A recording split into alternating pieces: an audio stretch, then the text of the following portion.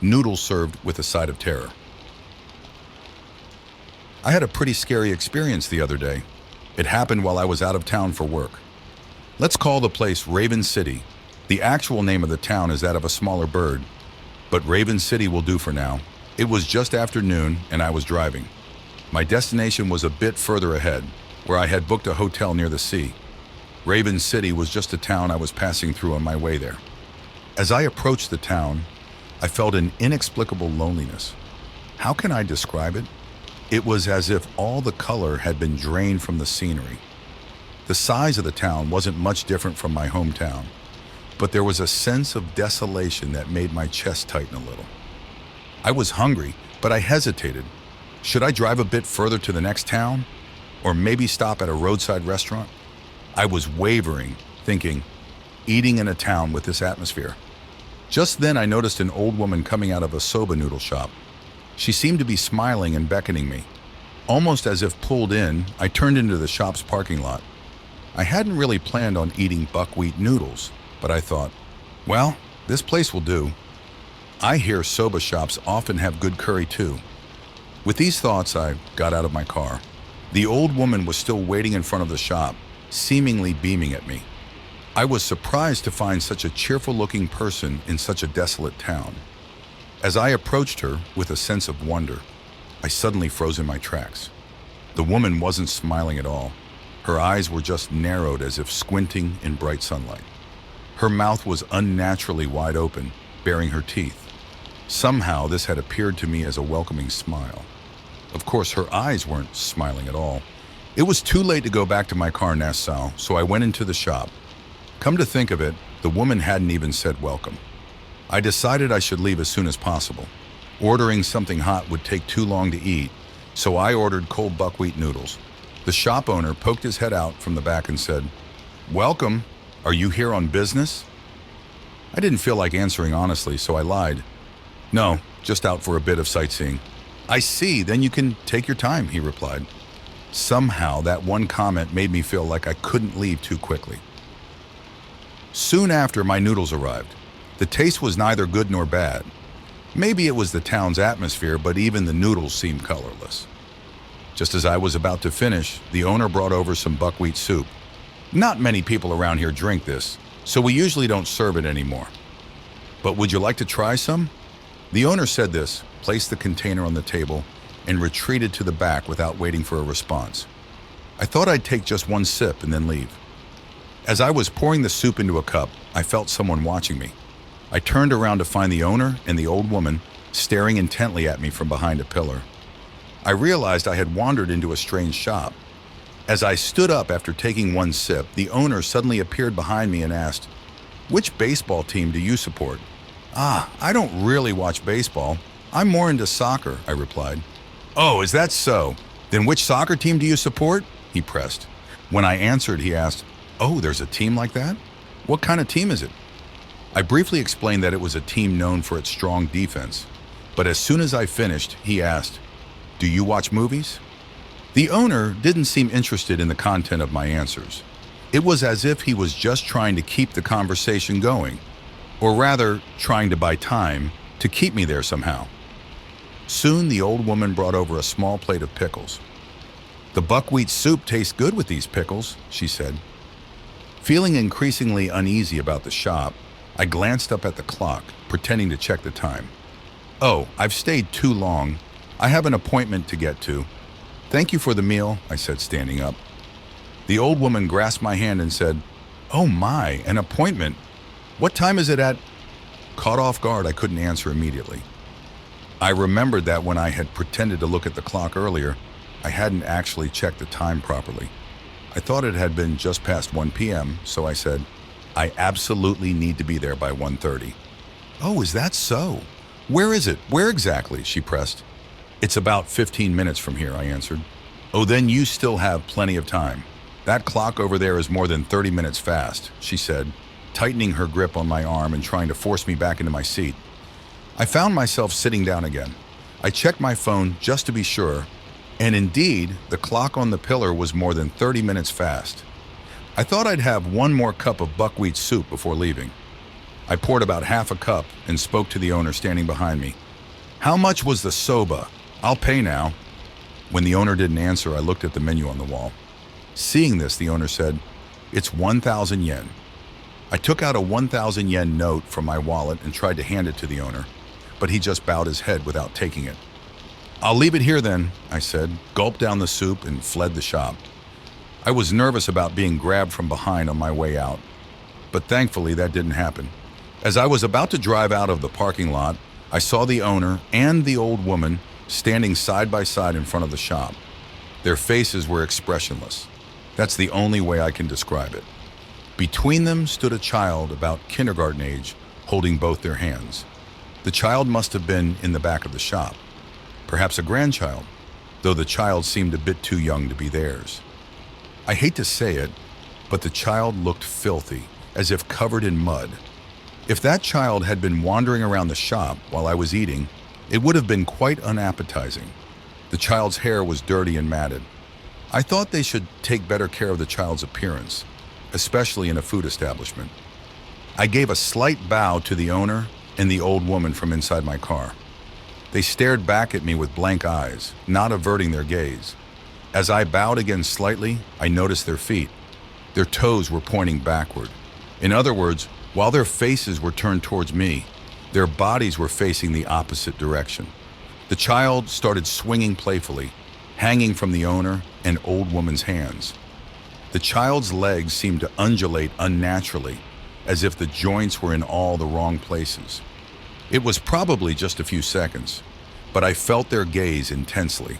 I instinctively knew I shouldn't make eye contact, so I hurriedly drove away, not even daring to look in the rearview mirror. Of course, I've never been back to that shop, nor have I taken that road again. I knew there wouldn't be a next time. Something told me that acknowledging what I'd seen would only invite more encounters, drawing me deeper into their world. Echoes in the elevator. A few years back, there was a murder at my friend's apartment building. I won't mention the location or the name of the building, since people still live there, you know? The victim was a man. In the middle of the night, he was chased by someone wielding a long, thin-bladed kitchen knife. He ran along the outdoor corridor of the apartment building, and finally, he was stabbed to death on the landing of the open-air staircase. My friend heard that voice. Someone ran past his room door, calling for help. The voice was too weak to be called a scream, repeatedly uttering, "Help! Help!" My friend slightly opened the door, keeping the security chain in place, and saw drops of blood trailing along the corridor. He thought, "Oh shit, this is bad." But when he listened carefully, he couldn't hear the voice anymore. He wondered, is the guy dead? Or maybe he took a taxi to the hospital? It might sound stupid, but apparently, when you encounter something so unbelievable, that's the kind of stuff that pops into your head. He figured someone must have called the police or an ambulance with all that commotion, but he couldn't hear any sirens.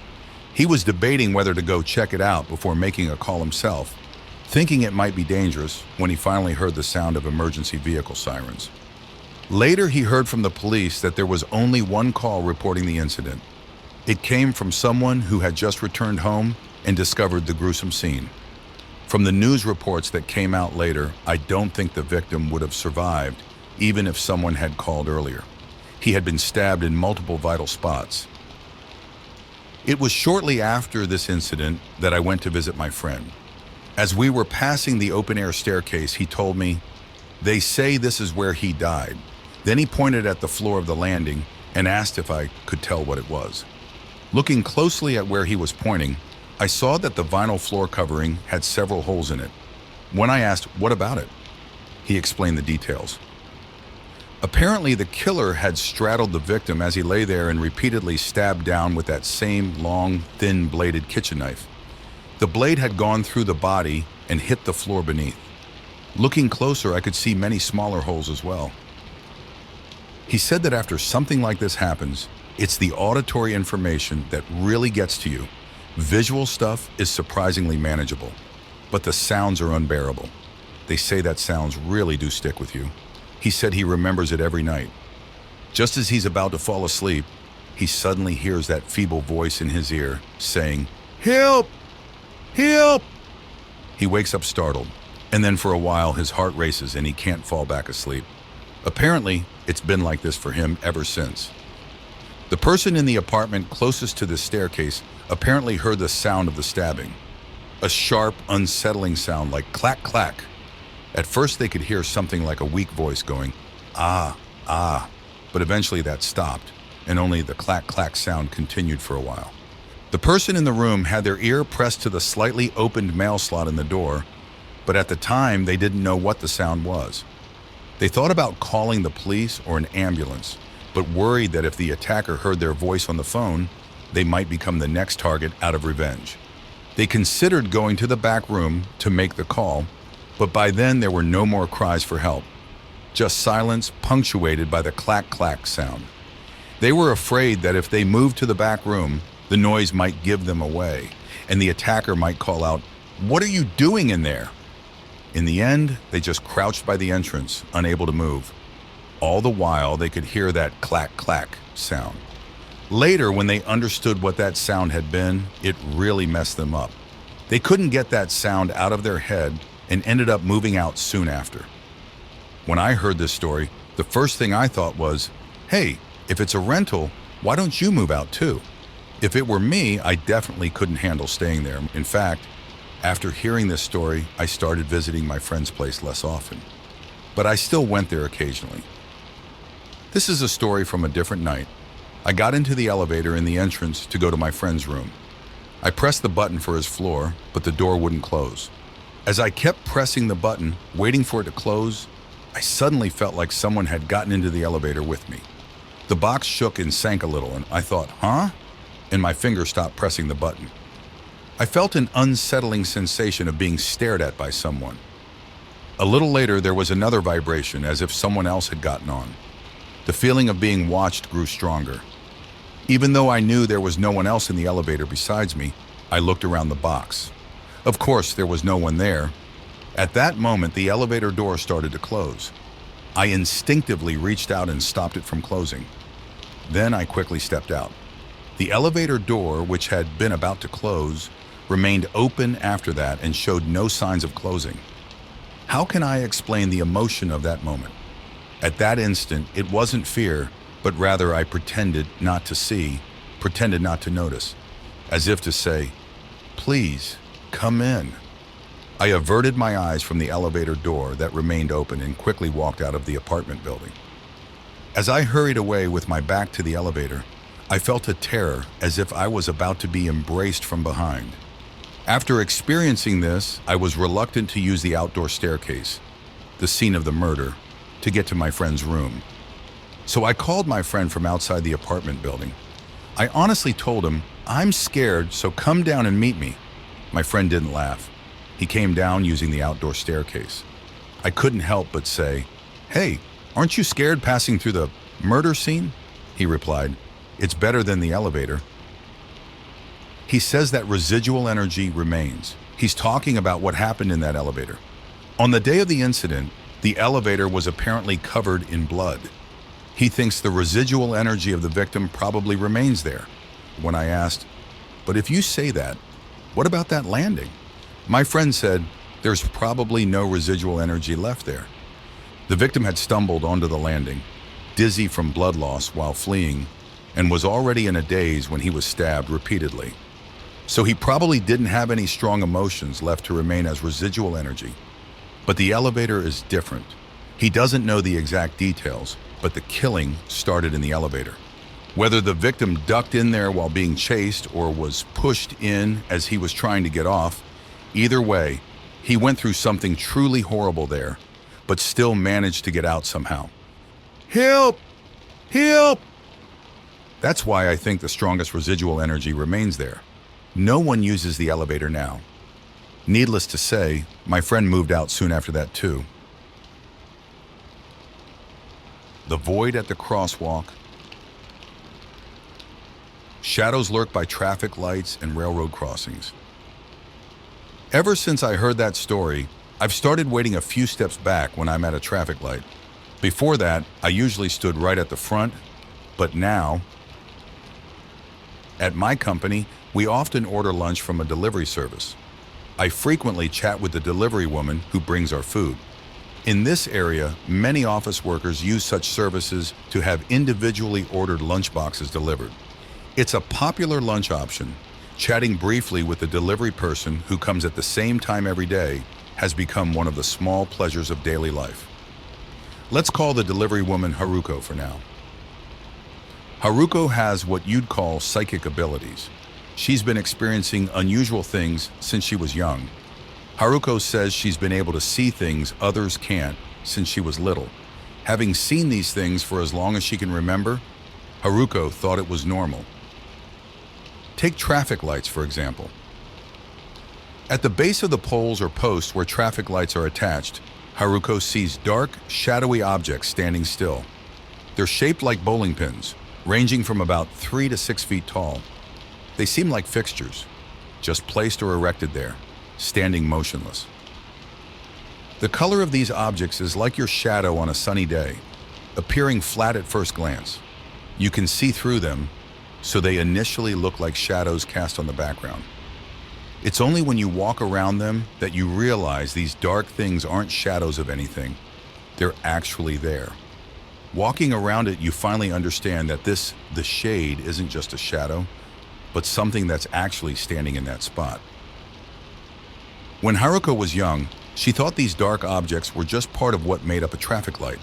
But when she started elementary school and her world expanded, she began to notice some traffic lights didn't have these dark objects. "Oh, that's unusual. This traffic light doesn't have the dark thing," she'd say. But her friends would just look at her, confused. After a few such incidents, she realized that other people couldn't see these dark entities. In middle school, as she stayed out later for club activities, Haruko noticed that some of these shades became oddly active after sunset. Well, active might not be the right word. They didn't move around or change shape. Their color just became much darker, almost pitch black. To Haruko, this made them seem more alive. They became so dark you couldn't see through them anymore. These pitch black shades would stand next to the poles. While their edges were still a bit blurry and translucent, the overall form was completely black. When they got like this, even her friends who normally couldn't see them seemed to sense something. They'd sometimes turn towards the shades mid-conversation at traffic lights. In high school, as Haruko's world expanded further, she discovered that some traffic lights had these pitch black shades even during the day. The traffic light at the main intersection near her high school station was one of them. About a week after starting high school, Haruko was walking home with some classmates. The light at the intersection had just turned red. Haruko had been wary of the pitch black shade at this traffic light since starting school, always making sure to stand far to the right when waiting to cross. That day, the position of the shade was slightly different from usual. Normally, it stood right next to the pole, but that day it had moved slightly into the road. Cars were zooming by right next to it. Huh?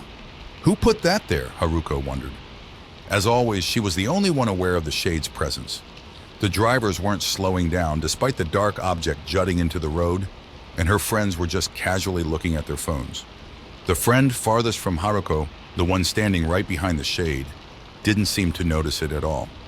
Only Haruko kept glancing at it nervously, as she always did. About 2 minutes into waiting for the light to change, the shade suddenly glided into the road where cars were whizzing by. Oh, it changed position again, Haruko thought, surprised. That's when it happened. The friend who had been standing right behind the shade stepped into the road, eyes still glued to her phone screen, fingers moving busily. The friend to her right followed, also looking at her phone as she stepped into the road. And then the next friend did the same, all still operating their phones as they walked into traffic. It happened so fast, Haruko didn't have time to call out. There was a screeching of brakes, followed by a loud thud as her friends were sent flying. Screams erupted from the other people waiting at the light, and a crowd quickly gathered around the 3 friends who had been hit. They weren't moving. People in the crowd started taking videos with their phones. As Haruko rushed to the front of the crowd, she saw the shade crouching next to one of her friend's heads, peering at her face. Haruko was shocked to see the shade crouch, and even more shocked to see it peering.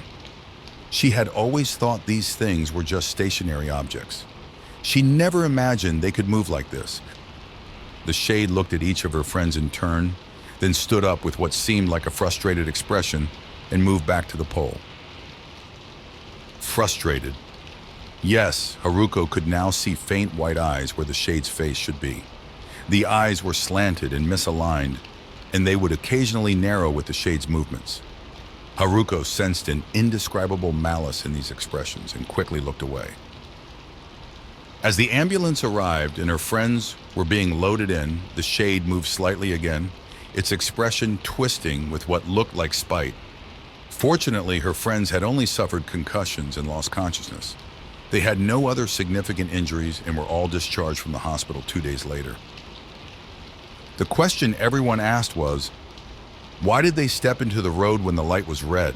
The friend who had been farthest from Haruko, the one who had been standing right behind the shade, said, "I saw the woman in front of me start to cross.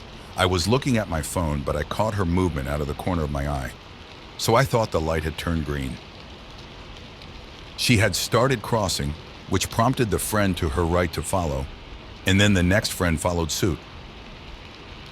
So that's what happened. Haruko remembered the malicious expression and spiteful gesture of the shade.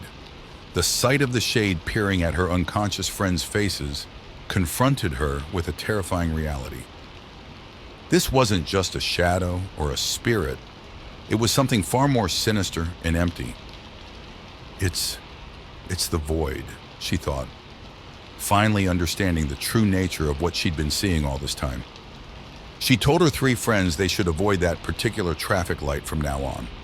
She didn't explain in detail, knowing from plenty of past experience that too much explanation would just make them think she was joking.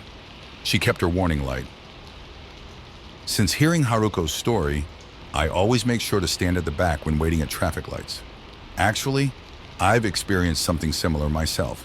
Once while waiting at a traffic light on a main street, my body suddenly moved as if I was taking a step forward. I still don't know why I did that. Later, when the police showed me the security camera footage of the incident, it looked like I had done a single step of the moonwalk. Right after I made that movement, a college student who had been looking at his phone diagonally behind me started walking forward and almost got hit by a car. Luckily, the student noticed just in time and pulled back, narrowly missing a truck that sped by. The student thought I had moved maliciously to trick him and grabbed me, yelling, "What the hell are you playing at?" A police officer from the community police office across the street quickly intervened. The student claimed I had tried to trick him into walking into traffic, while I insisted I would never do such a stupid thing. It was a long, messy situation, but we eventually reached a settlement. When I told Haruko about this incident, she said, "Ah, I understand." Then she looked at the space next to me for a moment. I was so taken aback by her expression that I couldn't bring myself to ask any more questions. But just in case I might somehow cause someone to get into an accident, I now always make sure not to stand at the front when waiting at traffic lights, railroad crossings, or even on train platforms. The whisper of the cursed shore. The bell-like sound woke me up. A strange beach stretched out before my eyes. "Hey, is everyone okay?" I called out instinctively. My friends' responses brought relief. Finally, I remembered our situation. It was the first day of our survival project on an uninhabited island, filming for our college group. We'd been so busy gathering resources until late that we ended up sleeping in a huddle without even setting up a proper camp. But why did I hear a bell? "Oh, that was my phone alarm," someone said. I hadn't realized how tense I'd been until that moment of relief. Come to think of it, this shoot had been a disaster from the start. Yesterday, the old fisherman who brought us to the island suddenly turned serious and said, "I can't let you go without telling you the truth. Locals avoid this island, saying it's cursed. Are you sure you want to go?" When one of us asked about the curse, he glared and said, "Those touched by the curse all wash up dead on the shore. How would I know the details? We were all skeptical, but the atmosphere got to us. Even Takuchi wanted to go back. In the end, just before setting sail, the old man laughed and said it was all a joke, but it left us feeling uneasy. After that, we had nothing but trouble, camera batteries dying unexpectedly, no cell signal. It was one thing after another. "All right, let's secure water first," I said, standing up and giving instructions to the others. "We'll go to the spot the old man told us about. Then we'll gather the rest of the materials for our shelter." We split up the tasks, secured a water source, gathered bamboo, branches, and leaves, and managed to finish building our shelter before nightfall. It was a bit crooked and crude, but it had a roof, walls, and a simple door, a decent enough base. That night, something woke me up just past midnight. The clock showed it was a little after 2 a.m. Faintly, carried on the wind, I thought I heard a voice. "Sounds like something's out there," Yamada, who was sleeping next to me, muttered. The others seemed to have noticed the sound too. We held our breath and listened. At first it was hard to make out, but gradually it became clearer. "Would thou open?" Something was circling our shelter, whispering these words. As we listened motionless, I suddenly realized what it was saying. "Wouldst thou have me open?" It was asking if it should open the door. The voice grew closer, now seemingly right outside our shelter. It was a low, distorted voice that didn't sound human. It was as if multiple voices were overlapping. We held our breath, looking at each other. I could tell everyone felt the same fear. Suddenly, we heard a chuckling sound from outside. "Ha ha ha! You guys are such scaredy cats!" Incredibly, it was the voice of that old fisherman. For a moment, we all relaxed, letting out sighs of relief. "Hey, old man, that's enough already." As I said this, I opened the door. The fisherman wasn't there. Instead, in the moonlight, there was an indescribable shadow. It spread across the ground like a living thing, writhing. It wasn't human-shaped, just a pitch-black mass squirming like a snake. The shadow slowly flowed into our shelter.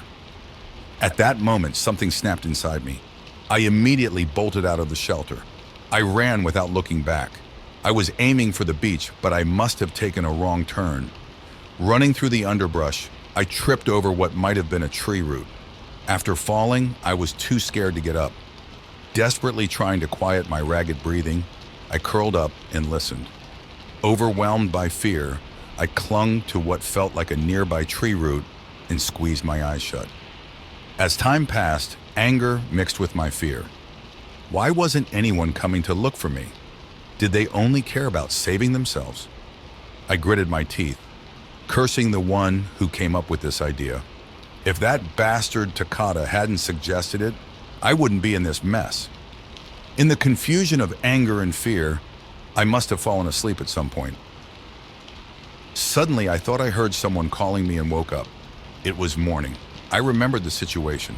As I tried to stand up, I noticed what I was clinging to. It was beautiful. A stone like polished jade, seemingly pulsing in my hand. I heard the calling voices again in the distance. It was the others from the island. I instinctively shrank back. Fear gripped my chest. What if they tried to take this stone from me? Carefully, I hid the stone in my clothes and crawled away quietly. After putting some distance between us, I headed towards them on my own. "Oh, are you all right?" They greeted me with what seemed like fake smiles. Their expressions made me sick to my stomach. "We were worried when you ran out of the shelter alone," someone said. They all seemed to be treating last night's events lightly. Must have been a weasel or something making that noise. "Ha ha, but you were pretty scared, weren't you?" I couldn't contain my anger. They were all mocking me. Let's end the shoot," I said. "We've had equipment troubles, and I've twisted my ankle." They looked annoyed, but eventually agreed. Yamada called the old fisherman, who said he'd come pick us up after he finished fishing. The boat came to get us in the afternoon, but until then, I was so pissed off I couldn't stand being around them. Leaving me behind and now pretending to be worried? What bullshit, a weasel? Give me a break. I'm the only one who experienced true terror. There's no point in being with these heartless bastards, making a fool out of me. I'll never forgive them. Next time, I'll be the one laughing. You can all just disappear for all I care. Hatred and thoughts of revenge swirled in my mind. The final straw was that damned old fisherman's words. Ha ha. What's this? Did my little ghost story scare you that much? He said with a smirk. I almost lashed out at him right there. His monologue ended, leaving a heavy silence in the private room of the cafe. He stood up without a word and left. I was confused. His story and attitude were so unnatural, I couldn't shake the feeling that some crucial information was missing. As I spoke up, the man sitting across the table raised his head. This was Mr. Yamada, who was said to be the only one still in contact with him. Actually, we still have the footage from that day, Mr. Yamada said, pulling out a tablet and playing a video. The screen showed the inside of the shelter at night. They must have started filming on the spot, thinking it'd make for good content when they heard the noise. The image was grainy due to low light, but you could still make out what was happening. There was a rustling sound, and everyone was seen straining to listen. Then he suddenly stood up, muttering loudly, "Hey, old man, that's enough already," before throwing open the shelter door and running outside. As I watched the video, I asked about something that had been bothering me. "Could you hear the voice saying, 'Wouldst thou have me open?'" Mr. Yamada silently shook his head. "What about the fisherman's voice?" "As you can see in the video, we didn't hear anything." The next scene showed the misty morning on the deserted island. Figures were moving among the trees. Then a voice called out, "Hey, I found him! Over here!" The camera panned to show him huddled at the base of a tree. "Are you okay? Hey, say something!" His friends were calling out to him, sounding worried. After a while, he slowly raised his head. His eyes were vacant, and he was clutching something tightly. The camera clearly captured what was in his hands. When I saw it, I gasped. The screen clearly showed the object in his hands. It looked like a small human hand, dried and blackened, almost mummified. Between the unnaturally bent fingers, you could see thin, dried membranes. He seemed unaware of his surroundings as he stumbled to his feet and walked away. A little while later, he came back acting as if nothing had happened, insisting vehemently that they should leave. "Oh, well, if you're that set on it, I guess we can go home, right? Right?" The cameraman's voice could be heard checking with the others as the video ended. "That thing he was holding," I began to ask. Mr. Yamada, his face expressionless, just shook his head silently. His eyes betrayed no emotion. We asked the fisherman about it later, but he just laughed and said, "There's no curse on that island," he said flatly. I wanted to ask more questions, but I could tell from Mr. Yamada's demeanor that I wouldn't get any more information out of him. His expression hinted at the complex feelings he had about how his old friend had changed. Midnight Caller. It happened in early summer of my sophomore year in college. I was living alone in an apartment. That night, I had been up late working on a report and decided to go to the convenience store for a breather. I turned off the air conditioner, pulled back the curtains a bit to check that the window was locked. My room got intense afternoon sun, so during this season, I usually kept the thick curtains closed and the AC on all day. Thinking I'd be right back, I left with the lights on.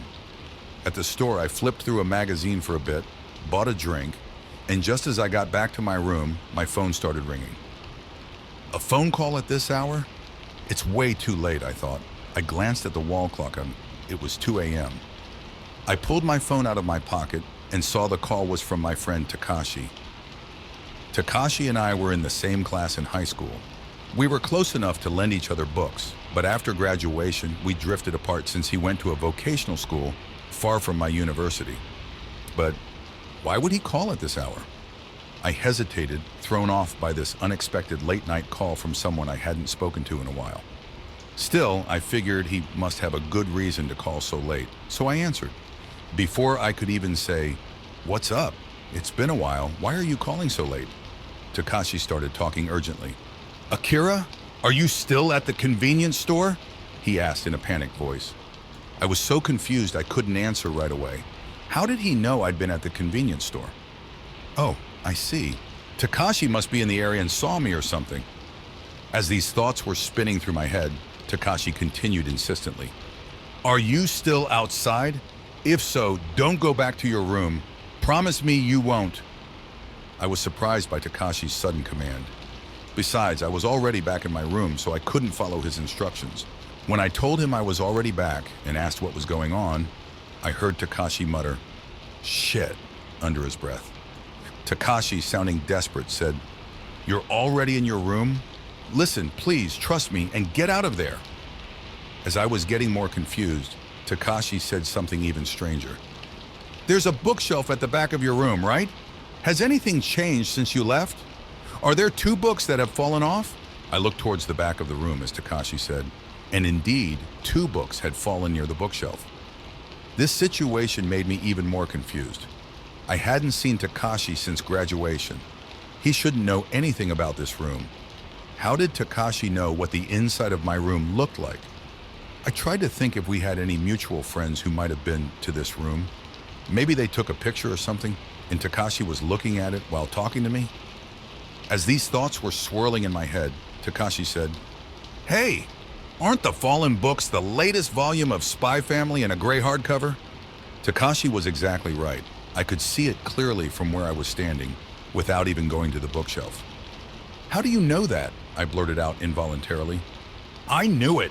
Just get out of there right now." Feeling creeped out, I left without even turning off the lights. Takashi's intense tone and his strange, almost clairvoyant statements made me feel a bit scared even to lock the door. There weren't any other stores open in the neighborhood at that hour, except for the convenience store. Feeling the need to get away from the apartment, I kept walking while continuing the phone call with Takashi. I decided to ask him directly about what had been bothering me. "Hey Takashi, you've never been to my room, right?" Takashi's answer was enough to confuse me even more. "I don't even know where you live, but I've been in your room. I know this doesn't make any sense, but..." Then Takashi started to tell me what had just happened to him. That day, Takashi had gone to bed as usual. It was just past midnight. He didn't know how long he'd slept, but when he became aware he was standing in a residential area at night. It was a street he'd never seen before. Takashi said he realized it was a dream. Suddenly, he saw me coming out of the apartment building in front of him. Takashi was happy to see me after so long and tried to call out. But the dream version of me didn't even look his way. He wanted to follow me as I headed towards the convenience store, but his body wouldn't move freely and he could only watch me go. After I entered the store and disappeared from view, Takashi found he could move again. With the dreamlike lack of purpose, Takashi became curious about how I was living now. Thinking, he just came out, so he must live here. He entered the apartment building in front of him. Even though he'd never been there before, Takashi somehow knew which room was mine. 3rd floor, 3rd room from the end of the hallway.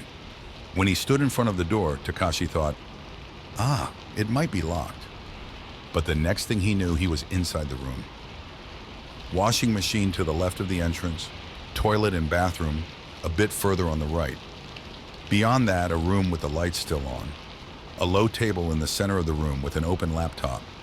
A bed against the left wall, a bookshelf against the right wall. Takashi said it felt like a room that suited me. As I listened to this, I got goosebumps. The floor, location, and interior were exactly as Takashi described. Takashi looked at the bookshelf and felt nostalgic, remembering how we used to lend each other books in high school. He went to the bookshelf and picked up a book. "Oh, a new volume of this manga came out. Is this gray one a novel?" As he picked up another book, suddenly Takashi felt a strong presence. When he looked in that direction, he dropped the 2 books he was holding. From the white wall beside the bookshelf, half of a woman's face was protruding, staring intently at Takashi. Her long hair was parted in the middle, revealing her forehead. She had fine features, but no expression, and her skin was the exact same white as the wallpaper. Takashi said the woman's face looked like a mask for a moment. "What are you doing here?" the woman's face asked Takashi. Suddenly, Takashi became terribly frightened. The moment she spoke, he felt in his body that this wasn't a dream. He clearly understood that he had come to a place he shouldn't be, somewhere he didn't belong. The woman's question was emotionless and curt, but just hearing it made Takashi feel a nauseating regret. The woman tilted her head slightly and opened her mouth. "If you are here, then I am yours." At that moment, Takashi moved as if electrified, instinctively covering the woman's mouth with both hands. He said he acted on instinct, knowing somehow that letting this woman finish speaking would be disastrous. Even though he was pressing hard, the sensation on Takashi's hands was cold, and he couldn't tell if it was the wall or the woman. The woman too didn't change her expression, just looking up at Takashi. Takashi was desperately trying to gather his thoughts while keeping his hands over the woman's mouth. If he kept her mouth covered, would he eventually wake up from this dream? No, was this even a dream or something else entirely? Why was such a terrifying thing in Akira's room? Had he perhaps been drawn here by this entity? What would have happened if he had let the woman finish speaking earlier? About this, Takashi had a gut feeling. He would surely die.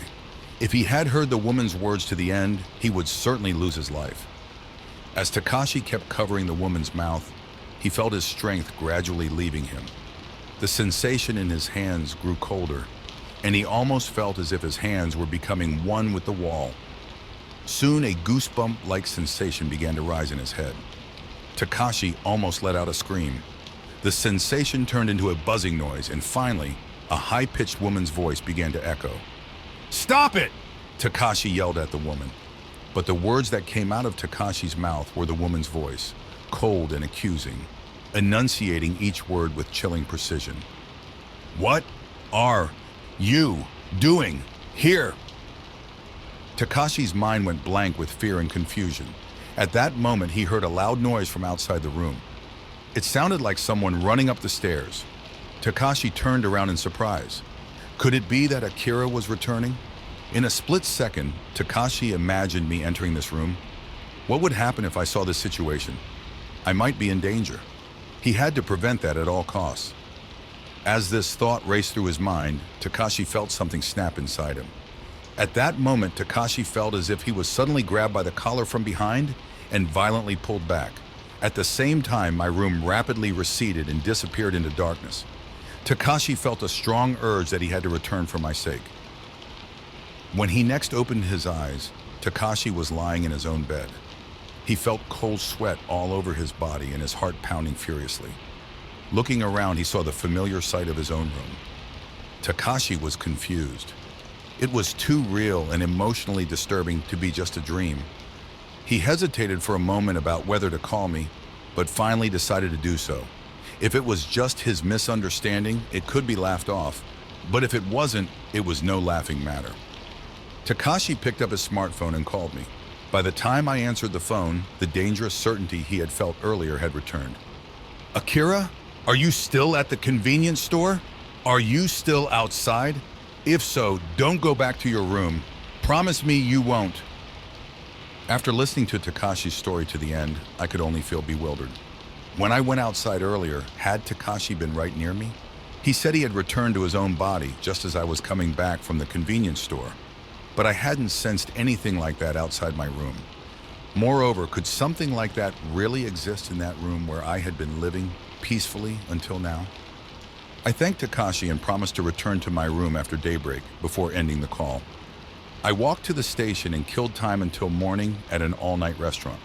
When it got light outside and the number of cars and people increased, I steeled myself and returned to my room. The room was pitch black because the curtains were completely closed. I turned on the light in the entryway, then the hallway light, and gradually entered while peering into the back of the room.